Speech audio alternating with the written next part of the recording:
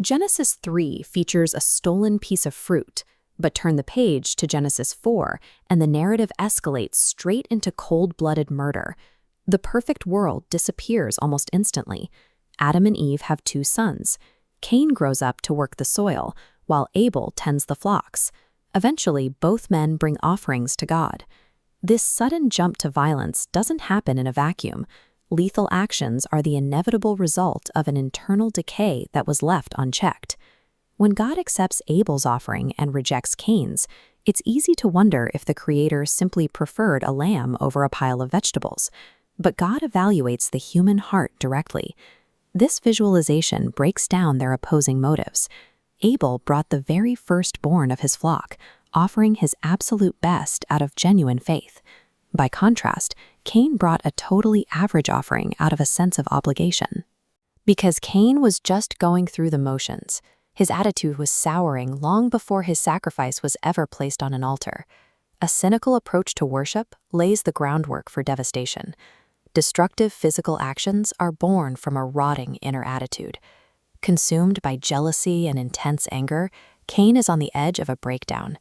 Yet before any crime is committed, God steps in and directly confronts him, offering a clear chance to turn around. God uses terrifying imagery here. He defines sin as an active predator, a crouching beast waiting right at the door of the heart. God issues a direct mandate. Cain has a choice. The predator's desire is to consume him, but Cain is commanded to fight back and master it. Sin is an active, living force.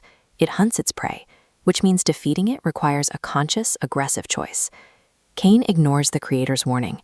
He opens the door to the beast and invites his brother out into a field. Pacing quickens. In that isolation, Cain attacks. The first human born into the world strikes down his own flesh and blood. When God asks Cain where his brother is, he is offering one final opportunity for confession. Instead, Cain lies directly to God's face, with sarcasm asking, "Am I my brother's keeper?" The consequences hit immediately. God tells Cain that Abel's blood is literally crying out from the soil for justice, and he curses Cain to wander a barren earth that will no longer yield crops for him.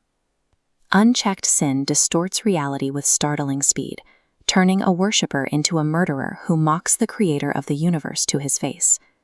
Fast forward a few generations, and Cain's family line has built an entire city. Here we meet Lamech. He fractures God's design for marriage by taking 2 wives, and then he commits murder. This timeline tracks the escalation of depravity. Cain hid his crime in secret shame. Lamech writes a poem bragging about his. God promised to avenge Cain 7-fold. Lamech twists that mercy, claiming vengeance 77-fold for his own violent glory. When the monster is invited inside, sin mutates from individual shame into systemic, societal pride as it spreads across generations. At this point, the world is sliding into chaos. The lineage of Cain is building sprawling cities defined by violence and arrogance. But Adam and Eve have another son, Seth. Through Seth's lineage, people return to the worship of the Lord. Even when humanity hits rock bottom and embraces violence, God preserves a faithful remnant. The story is never entirely handed over to the darkness. Thousands of years later, this ancient tragedy repeats itself.